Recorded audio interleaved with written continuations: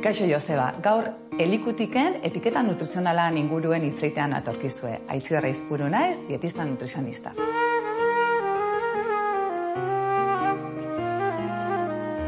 Etiketa nutrizional baten helburu nagusia da guk erosi edo kontsumi behar den produktu horren inguruko informazio garbile eta zehatza edukitzea. Kontsumitzaileek erabaki informauek hartu ditzan.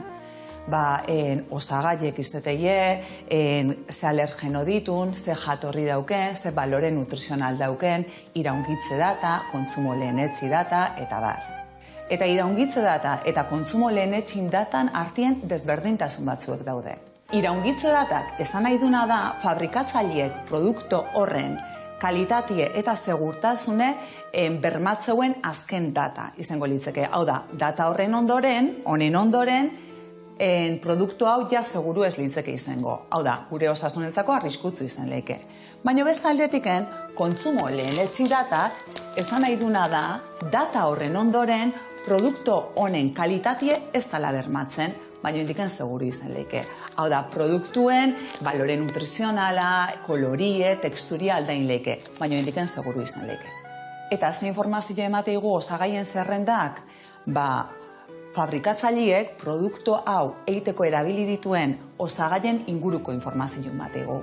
Eta hau zerrendaute hon berdu beti legedien arabera. Orduan, ordenaute dotea gehienetiken, kantidade gehienetiken gutxienea.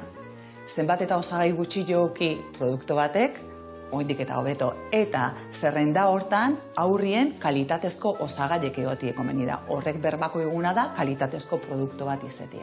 Beraz, guk txokolate bat erostea jote bali madeu, lehenengo osagaiek kakao pasta egon behar du. Azukria ipintze bali mau, da esan nahi duna azukria erosten nahi gala. Marketing trampatan ez erortzeko oso garrantzitsua da kritiku izetie eta produktuen bilgarriek arretaz irakurtzie. Eta adi, natural, diet, light, azukre gehitu gabe, gantz gutxikin, auji jokoizu, bestie jatxiko ditu eta berrekin. Beraz, etiketa nutrizionalak arretaz irakurri eta baiestau egilezku kaldien alegazio hauek.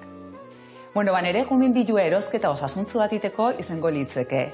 Erosketako zazkien 80% alde batetiken produktu freskuekin osaute dotie, barazkilekin eta frutakin.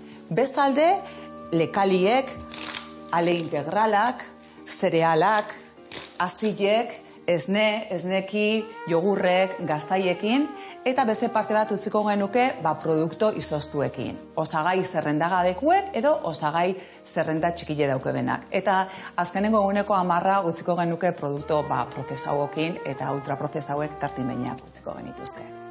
Eta etiketa nutrizionalak irakurtzi oso ondo da, baina etiketa nutrizionalak irakurri berrik ez izetie, asko hobeto da.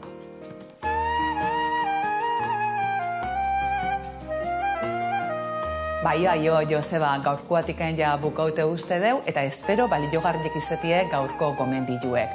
Urrungo arte, elikutik.